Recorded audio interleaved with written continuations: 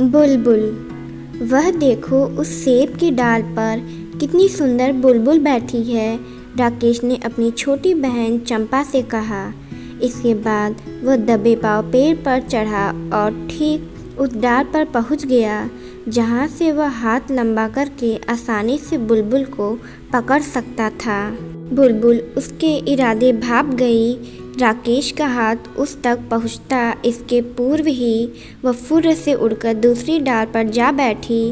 राकेश के वहां पहुंचते ही तीसरी फिर चौथी। अचानक इसी आपाधापी में राकेश का संतुलन बिगड़ गया। वह धड़ाम से जमीन पर आ गिरा। चंपा ने कहा, मेरे प्यारे भैया, जरा अपना हाल देखो, अब तो अकल में आ ही गया होगा। आगे से कभी पेड़ पर नहीं चढ़ना। आज हाथ पर चोट आई है, कल गर्दन टूट सकती है। बकवास मत करो, राकेश ने ठहाका भरते हुए कहा। यहाँ तो कुछ भी नहीं है। वह तो मेरी पकड़ से भयभीत हो जाने पर बचकर इधर उधर भाग रही थी। अगली बार मैं उसे ज़रूर पकड़ लूँगा। यह संभव नहीं है, चंपा ने कहा। पक्षी तुमसे ज़्यादा चालाक और समझदार हैं। वे खतरे की जगह पर दोबारा नहीं बैठते। यही बुलबुल उड़कर अब किसी और पेड़ पर फुनंगी पर बैठी चहक रही होगी और तुम सोच रहे हो कि अगली बार फिर तुम पेड़ पर चढ़कर उसे पकड़ने का प्रयत्न करोगे। मकार बंदर। एक जहाज़ कलकत्ता जा रहा था। उसमें मुसाफिरों के साथ एक बंदर भी यात्रा कर रहा था। अचानक समुद्र में तूफान उठा। जहाज़ डामाडोल होने लगा। कुछ देर बाद डूब भी गया। ज़्यादातर मुसाफिर डूब गए। कुछ जो बच गए थे किसी न किसी के सहारे किनारे तक पहुंचने की कोशिश करने लगी। तभी एक बड़ी सी मछली पानी में दिखाई पड़ी। बंदर उसी की पीठ पर बैठ गया। मछली बड़ी भली थी। वह बंदर को लेकर किनारे की ओर बढ़ने लगी। रास्ते में उसने बंदर से पूछा, तुम भारत देश के वासी हो?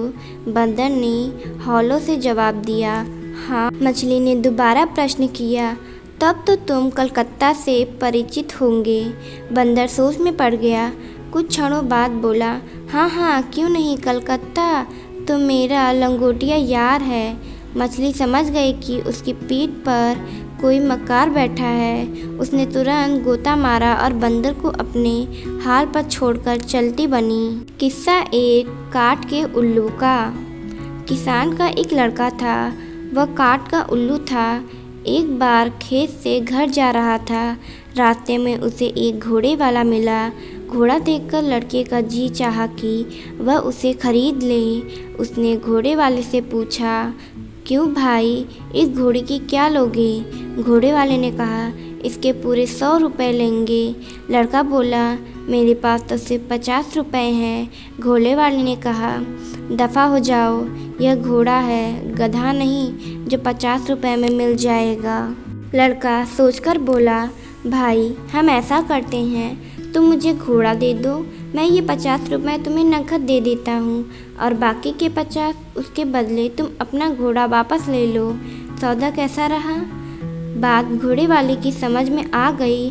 वह कोई नेक आदमी तो था नहीं। 50 रुपये और घोड़ा लेकर वह वहाँ से बेखटके चल पड़ा। ये लड़का भी खुश था। वह टिक टिक आवाज़ करता घोड़ा हाँकने का खेल खेलता हुआ अपने घर आया।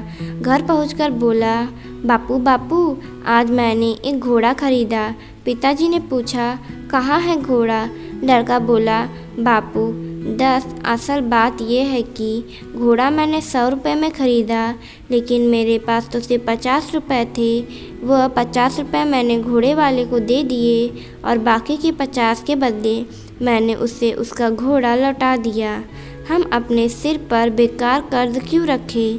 पिताजी ने कहा, वाह रे कांठ के उल्लू, वाह, तेरी अकल का क्या कहना।